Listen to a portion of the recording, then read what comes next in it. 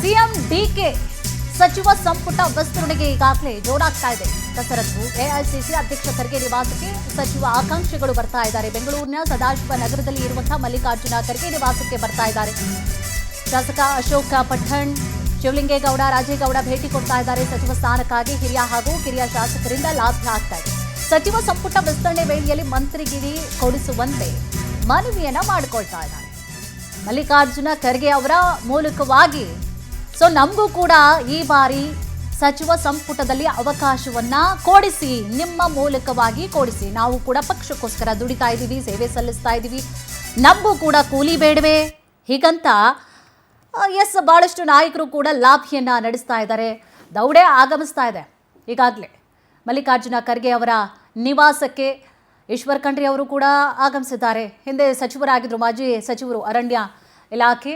ಬಹಳಷ್ಟು ಈಗಾಗಲೇ ಶಾಸಕರು ಏನಿದ್ದಾರೆ, ಎರಡನೇ ಹಂತದ, ಮೂರನೇ ಹಂತದ ಸಚಿವರ ಲಿಸ್ಟ್ ಇನ್ನೂ ಕೂಡ ಹೇಳಿಲ್ಲ. ಕಾಂಗ್ರೆಸ್ ನಾಯಕರು ತಮ್ಮ ಸ್ಥಾನ ಏನಿತ್ತು ಅದಕ್ಕೆ ಮಾತ್ರ ಲಾಭಿ ಮಾಡಿ ಅಂತೂ ಇಂತೂ ಪೈಪೋಟಿ ಮಾಡಿ ಕೊನೆಗೂ ಕೂಡ ಡಿಕೆಶಿ ಅವರು ಸಿಎಂ ಸ್ಥಾನವನ್ನು ಪಡ್ಕೊಂಡ್ರು. ಸಿಎಂ ಸ್ಥಾನ ಪಡ್ಕೊಂಡ್ಮೇಲೆ ಯಾಕೋ ಭಾಳ ಸೈಲೆಂಟ್ ಆಗಿರುವಂಥ ರೀತಿಯಾಗಿ ಕಾಣಿಸ್ತಾ ಇದೆ, ಅಥವಾ ಮತ್ತಷ್ಟು ಬಿಕ್ಕಟ್ಟುಗಳು ಏರ್ಪಟ್ಟರೆ ಅನ್ನುವಂತಹ ಕಾರಣಕ್ಕೋಸ್ಕರವೂ ಕೂಡ ಸುಮ್ಮನೆ ಆಗಿರುವಂಥ ಲಕ್ಷಣ ಕಾಣಿಸ್ತಾ ಇದೆ. ಶಿವಲಿಂಗೇಗೌಡರು ಕೂಡ ಬಂದಿದ್ದಾರೆ, ಪಟ್ಟಣ್ಣ ಅವರು ಕೂಡ ಬಂದಿದ್ದಾರೆ, ಒಂದು ಕಡೆ ಈಶ್ವರ ಖಂಡ್ರೆ ಅವರು ಕೂಡ ಆಗಮಿಸಿದ್ದಾರೆ. ಆದಷ್ಟು ಬೇಗ ಸಚಿವ ಸಂಪುಟ ವಿಸ್ತರಣೆ ಮಾಡಿ ಅಂದಿದ್ದೇವೆ. ಮುಂದಿನ 2-3 ದಿನಗಳಲ್ಲಿ ಹೈಕಮಾಂಡ್ ಕರೆಯುವಂತಹ ಚಾನ್ಸ್ ಇದೆ. ಆದಷ್ಟು ಬೇಗ ಸಚಿವ ಸಂಪುಟ ವಿಸ್ತರಣೆ ಮಾಡಿ ಅಂತ ಹೇಳಿದ್ದೇವೆ. ಮುಂದಿನ 2-3 ದಿನಗಳಲ್ಲಿ ಹೈಕಮಾಂಡ್ ಕರೆಯುವಂತಹ ಚಾನ್ಸ್ ಇದೆ. ಸಚಿವಾಕಾಂಕ್ಷಿ ಹಾಗೂ ಮುಖ್ಯ ಸಚೇತಕ ಅಶೋಕ್ ಪಠಣ್ ಹೇಳಿಕೆ ನೀಡಿದ್ದಾರೆ. ಆಷಾಢ ಮಾಸ ನೋಡ್ತಾ ಕುಳಿತುಕೊಂಡ್ರೆ ಇನ್ನೂ ಕೂಡ ತಿಂಗಳಾಗ್ಬಿಡುತ್ತೆ. ಆಷಾಢ ಮಾಸ ಏನ್ ಮಾಡಬೇಕು ಮಾಡೋಣ ಅಂತೇಳಿ ಕುಳಿತುಕೊಳ್ಬಾರ್ದು ಸುಮ್ಮನೆ. ಹಾಗೆ ಇದ್ರೆ ತಿಂಗಳಾಗ್ಬಿಡುತ್ತೆ. ಆಷಾಢಕ್ಕೆ ಎಫೆಕ್ಟ್ ಆಗದಂತೆ ಪೂಜೆ ಮಾಡಿಸ್ತೀವಿ, ತೊಂದರೆ ಇಲ್ಲ, ಜಾತಿ ನೋಡಬೇಡಿ, ಪಕ್ಷ ನಿಷ್ಠೆ ನೋಡಿ ಸಚಿವ ಸ್ಥಾನವನ್ನ ಕೊಡಿ ಅಂತ ಹೇಳಿ ಅಶೋಕ್ ಪಠಣ್ ಅವರು ಮುಗಿಬಿದ್ದಿದ್ದಾರೆ. ಈಗ ಸಚಿವ ಸ್ಥಾನಕ್ಕೋಸ್ಕರ ಆಷಾಢ ಗೀಷಾಢ ಏನೂ ನೋಡಬೇಡಿ, ಒಂದು ತಿಂಗಳೆಲ್ಲ ಕೊಡಿ ನಮಗೆ ಸ್ಥಾನಗಳನ್ನ ಅಂತ. ಆಷಾಢಕ್ಕೆ ಏನು ಎಫೆಕ್ಟ್? ಆಷಾಢ ಸರ್, ನಮ್ಮ ಅಧ್ಯಕ್ಷರು ಬೆಂಗಳೂರಿಗೆ ಇದ್ದಾರೆ ಅಂತ ಗೊತ್ತಾಯ್ತು. ಅದಕ್ಕೆ ಬೆಳಿಗ್ಗೆ ಬಂದು ಅವ್ರು ಇವತ್ತು ಡೆಲ್ಲಿಗೆ ಹೋಗ್ತಾರೆ ಅಂತ ಗೊತ್ತಾಯ್ತು.